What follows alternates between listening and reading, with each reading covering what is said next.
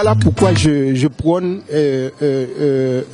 un dialogue franc interhaïtien. Et moi, je crois qu'il est très important pour qu'il y ait une sorte de dialogue interhaïtien pour voir comment nous pouvons résoudre nos problèmes nous-mêmes. Mais tous les Haïtiens, si on se met ensemble, on peut réfléchir sur la destinée de notre pays. Donc, mais je ne crois pas qu'un secteur à lui seul peut trouver la solution au problème haïtien. Ça peut être un élément, et ça peut être un élément même quand ça ne porte pas toutes les solutions au problème haïtien, mais ça peut être déjà un élément important pour voir comment et que pense la communauté haïtienne en Europe. Trouver la solution au problème haïtien. Mais je suis d'accord que c'est dans le dialogue, c'est dans la discussion que nous pouvons trouver des solutions appropriées à notre problème.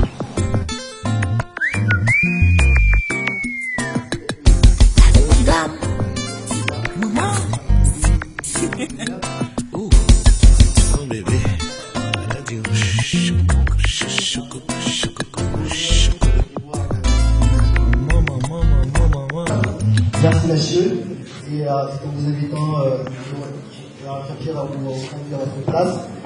Et merci. Merci beaucoup. Merci.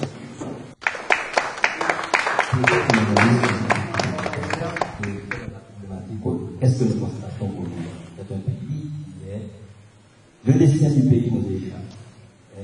Donc nous avons tous été devenus des apatrides dans notre propre pays. Ça c'est un constat. Parce que c'est un pays dirigé par la communauté internationale et que les Haïtiens ne sont pas capables de regarder la réalité en face.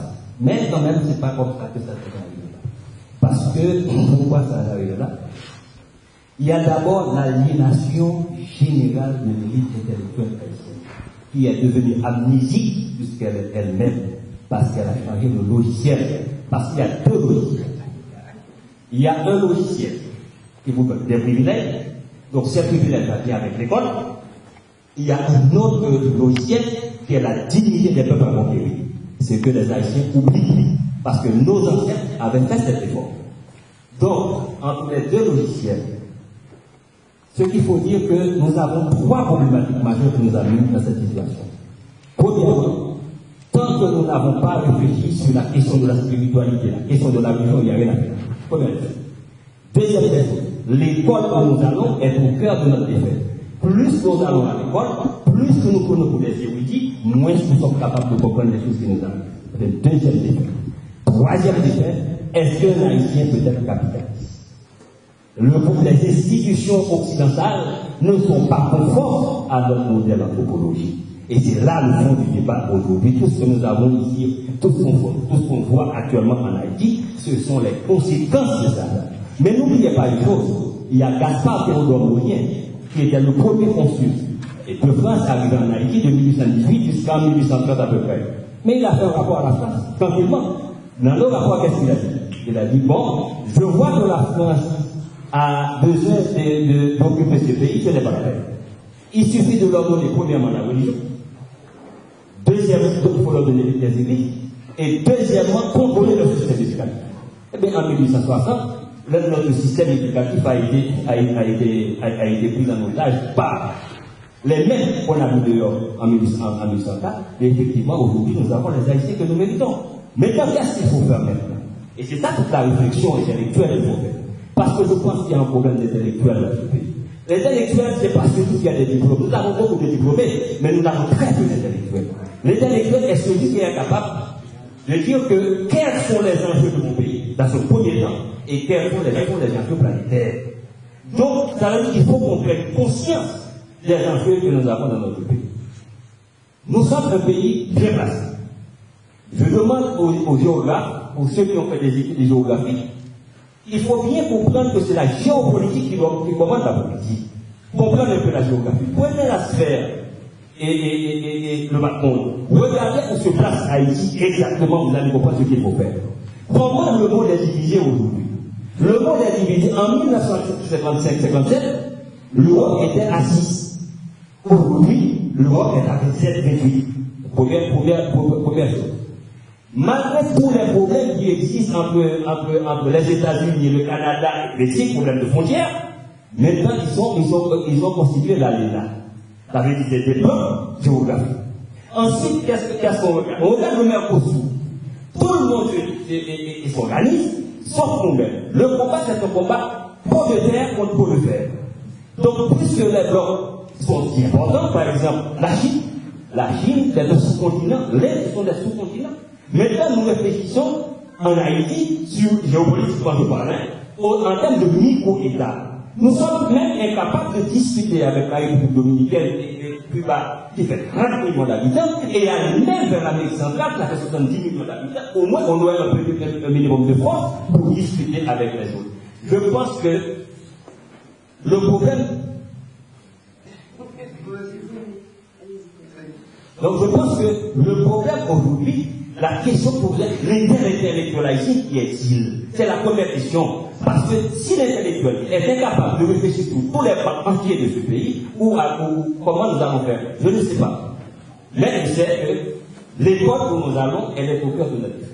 Plus, je vous le dis une fois de plus nous allons à l'école, plus nous nous prenons pour des érudits, et moins nous sommes capables de comprendre les choses qui nous arrivent. Et c'est ça le fond du problème. National ou les États-Unis en particulier qui choisissent toujours un chef d'État pour les Haïtiens. Même s'il promet des bons et merveilles pendant la campagne électorale, mais arrivé au pouvoir, je peux donner un exemple tout de suite, Aristide qui était populaire, qui voulait faire quelque chose, qui voulait sortir de ce système, on l'a renversé au pouvoir, même avant qu'il arrive intégrer le pouvoir, avant son investiture, il était en décembre 1990, avant de prendre le pouvoir le 7 février, il y avait eu un coup d'État le 7 janvier 1991. Il a eu la chance d'arriver, d'accéder au pouvoir, on l'a renversé en septembre de cette même année. Après 3 ans passés en exil, il est revenu au pouvoir, il a organisé des élections, il est retourné au pouvoir, on l'a renversé encore. Parce que lui qui comprend le système international, qui voulait sortir le pays de l'ornière, mais la communauté internationale ne veut pas que les pays sous-développés avancent. La solution, c'est ça que le peuple haïtien scande aujourd'hui. On veut changer le système. Pas donner, dit c'est la France. On ne va pas donner le responsable à personne. Maintenant, quelle est la solution? C'est ce que je vous dis là. La solution maintenant, il faut qu'il y ait une conférence nationale. C'est ce que réclame le peuple actuellement pour changer le système. Le problème haïtien, c'est le système politique que nous avons ici. Merci, monsieur, mais le monsieur a dit l'éducation qu'on a bien formé, on a formé pas pour Haïti. Comment faire quand on est bien formé? Quand on est en France, on est bien. Quand on est au Canada, on est bien. Quand on est aux États-Unis, on est bien. C'est-à-dire qu'on n'a pas formé pour le système haïtien. Donc, le monsieur a raison, il faut qu'on voit au système d'éducation, au système religieux, comment nous réglons le problème à l'haïtienne. On a compris. Moralement répugnante. Ça veut dire que nous avons une élite en Haïti ou bien la classe bourgeoisie en Haïti qui n'aime pas le pays. Et je pense que ce système-là qu'on a en Haïti, non aussi les... Hein? Je dis que c'est une manière de dédouaner les dirigeants. Non, pas forcément. Un pays ne peut pas développer sans la classe bourgeoisie, sans le secteur privé, le secteur économique. Parce qu'on ne peut rien faire avec le pays sans on ne parle pas le budget normal, le budget fort pour avoir un État fort. Mais c'est la politique d'abord. C'est ça que vous ne voulez pas comprendre. C'est la politique. Même si vous avez un budget, vous avez ça. Mais celui que vous avez élu, comment il va faire?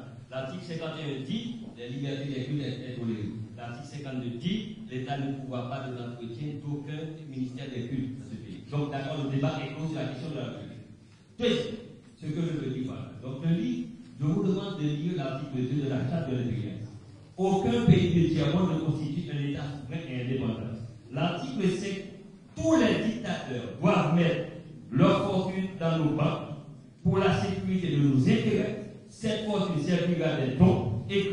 accordée pour nous et par nous comme assistance et aide au développement au pays du diable. C'est l'article 5 de la charte de l'intégration. À partir de ce moment-là, les gens qui ne comprennent pas comment vous voulez bâtir votre propre société sur la base et des modèles institutionnels créés par les autres. C'est une première question. Si vous êtes capable de faire ça, je suis d'accord avec vous, il n'y a aucun problème. Deuxième chose à faire, il n'y a pas de débat sur la souveraineté d'Haïti. C'est quand on aura posé le problème de la souveraineté de ce pays qu'on va peut-être trouver des solutions. Premièrement, c'est quoi la souveraineté? C'est le triangle. Le triangle, c'est la monnaie qu'on a appelée. Quel débat que nous avons sur la monnaie en Haïti? Aucun débat. Les Américains en 1954, lorsqu'ils sont partis, ils disent $1 égale pour tout le monde est content. Mais quelle est la base de la boule haïtienne? Aucune. Mais ce que nous n'avons pas compris, c'est qu'en 1870, il y a une crise monétaire en Haïti. Et bon, c'est ce qu'on va parler. Et bon, parce que vous avez l'habitude de couper les gens, parce que vous faites des résultats très profonds sur le pays, mais vous nous envoyez ailleurs. Essayons de rester dans le concret dans ce pays. Donc, en 1870, il y avait un problème monétaire. Et bien, qu'avait fait les Mongols? Les Mongols avaient retiré les pièces pour mettre la cour. D'accord? Donc, il y a une réflexion monétaire à faire dans ce pays. Est-ce qu'on est d'accord que $1 égale 90 gouttes ou bien il faut refaire la monnaie haïtienne? Ça ne fait pas pour les intellectuels. Je ne suis pas économiste et je ne suis pas encore moins monétariste. Est-ce que le processus Là. Non.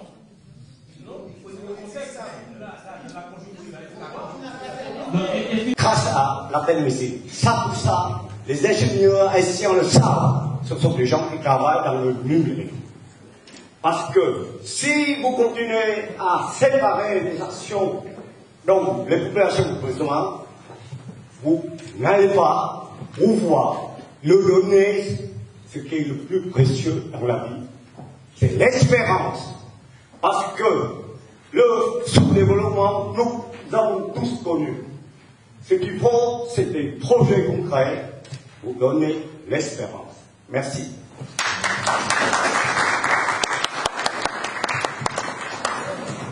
Construire bâtiment, ou à bail aussi travail. Donc, nous avons un paquet de réflexions profondes qui peuvent faire dans le pays d'Haïti. Ensuite, je vais parler à 8e point, la défense nationale.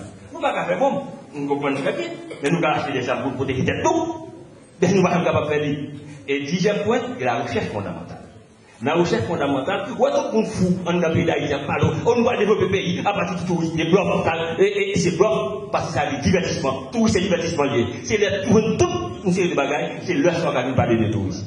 Donc, nouvelle technologie de l'information et de la communication. L'informatique, c'est au niveau planétaire. Ça, il faut qu'on finance les recherches fondamentales. Et, en dernier point, ça me dit le divertissement.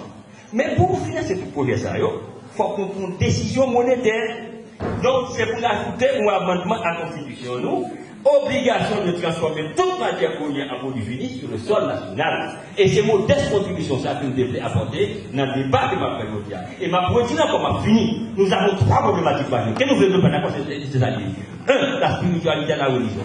2, éducation et sciences. 3, institutions et capitalisme. Parce que modèle occidental, démocratie occidentale, là, opposé à modèle anthropologique haïtien, qui est un modèle, comme on est capable de dire, communautaire. Et c'est ça, c'est en Afrique, nous avons une solution. Par la simple bonne raison, nous avons une empire du Ghana, nous avons une empire du Mali, nous avons beaucoup d'empires en Afrique qui vous permettent de stabilité de la Ghana. Et modèle qui génération de richesse là, et génération du bien-être, nous sommes des Africains avec privilégié de la génération du bien-être. Merci beaucoup, professeur. Donc, on va aller rapidement, rapide. C'est parce que là, je comprends bien. Mais si on se met une vingtaine, une trentaine de personnes ensemble, on dit à la banque, on vous envoie. Il est relaté que en Haïti, marché a monopolisé. Donc, si on marché monopolisé, nous-mêmes dans la diaspora, nous font en place pour investir. Mais comment on a fait pour marcher ça, pour investir, parce que nous connaissons que c'est des coûts mafieux qui aiment marcher ça. C'est-à-dire que du riz à des montales, farine à des montales, automobile à des montales, même route à des montales. Comment que nous-mêmes, diaspora, n'a fait pour nous entrer sous marché monopoliser ça. Ce qui levier de pression que nous-mêmes, diaspora, nous avons appuyé pour nous connaître que nous avons des voix d'Haïti, mais comme nous-mêmes tous, nous avons des voix aussi sur le marché haïtien. Et puis, bon, ça que haïtien ne connaît, l'on a travaillé en France, ou bien pour travailler jusqu'à 60 ans à 62 ans. Après ça, on va aller dans le mais avant qu'on parte dans le temps, même moi, fait en Haïti, c'est normal pour le maman, papa, petit, frère, soeur. Mais par contre, si vous, Tio, on va essayer d'être concis. Bon, ok, j'arrête là. Tu as posé une dernière question, mais on est là. Ok, merci. C'est deux questions et c'est fini pour les questions après. Bonsoir à toutes et bonsoir à tous. Merci pour cette conférence, c'est très bien. Moi, ce que je voudrais dire avant de poser la question que je vais poser, ou peut-être qu'il faudrait que je pose la question d'abord et puis ensuite je dirai ce que j'ai à dire. Bon, la question primordiale pour moi, je pense qu'on ne l'a pas abordée, ou plutôt vous ne l'avez pas abordée en proposant donc un projet aussi important et énorme. On a parlé de sécurité par rapport à la sécurité physique, mais on n'a pas parlé de la sécurité primordiale dans un fonds d'investissement, qui est le droit, qui est la sécurité juridique, parce que ce n'est pas la première fois.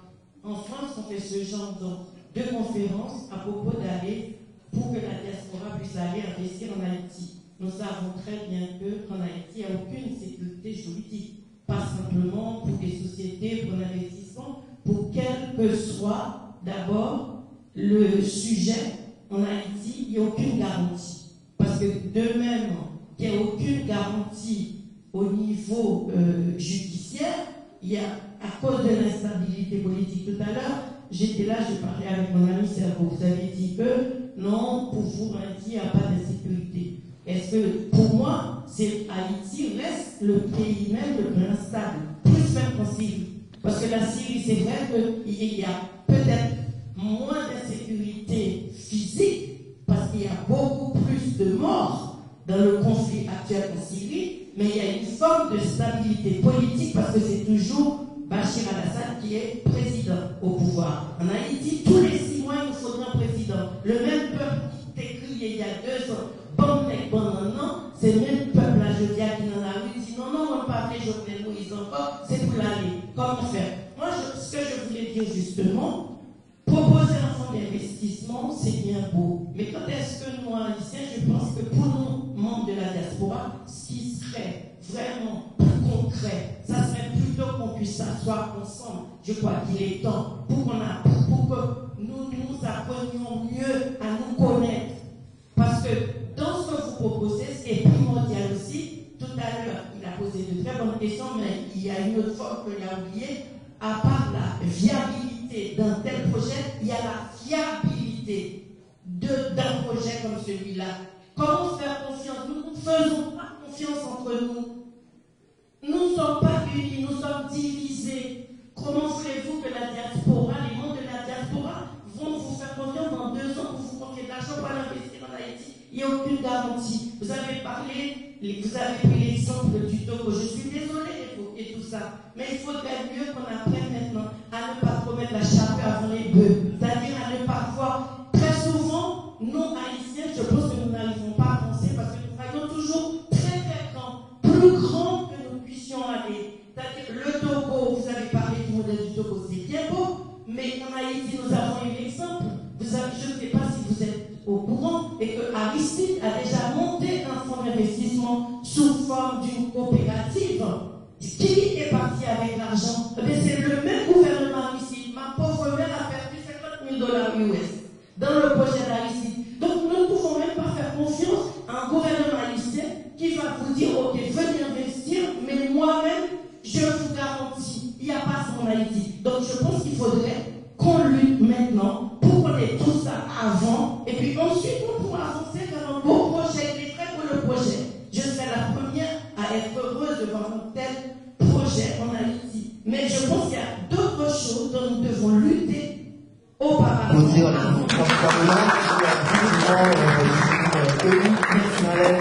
bienvenue à ce grand débat dont l'association FEDE a organisé. La première partie a été assumée par des scientifiques politiques qui a duré plus de 55 minutes, très lucide sur la situation actuelle d'Haïti. C'était un débat un peu houleux, mais très respectueux. La deuxième partie, fonds d'investissement de la diaspora, qui sera une structure foncière qui rendra la diaspora crédible en Haïti. Les principaux intervenants étaient des investisseurs en Haïti et en France. J'ai constaté plusieurs qui ont fait des études très poussées sur la politique en France. J'ai constaté plusieurs personnalités qui étaient présentes. Quelques personnalités de l'Afrique, 2 personnalités de l'Asie et aussi une personnalité de l'ONU qui, je pourrais dire même très discret, qui n'a pas pris la parole et qui est parti avant la fin du débat. En conclusion, c'était bien. En aucun cas, le départ du président Jovenel Moïse a été évoqué. Ce qu'ils veulent surtout, dont j'ai constaté, ils veulent une stabilité politique pour pouvoir continuer l'investissement en Haïti. Peut-être la solution viendra après ce débat. Si vous n'étiez pas là, vous pouvez voir l'intégralité de ce débat sur le live de Clin d'œil TV. Merci, à très bientôt. Non.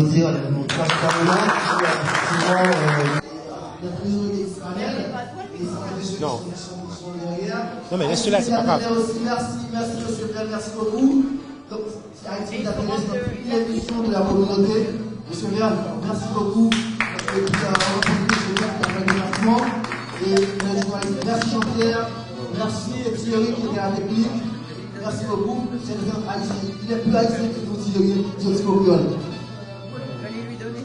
Ah, tu vas le suivre. Ok, merci Thierry, merci à tout le monde.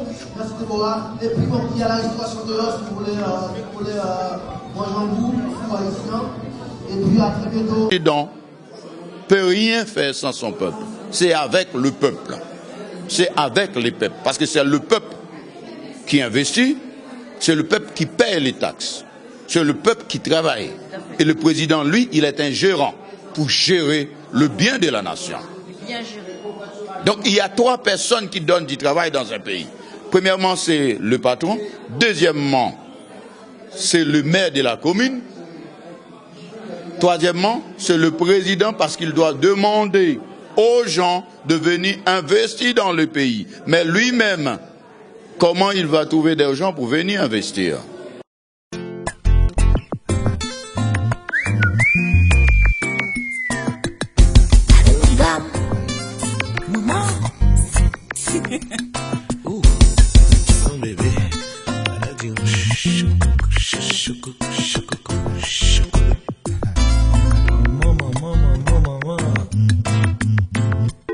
Bakan kote l soti, se wè mwa la pase devan, depi le sam crazy. Flam la mouli mè an di dam.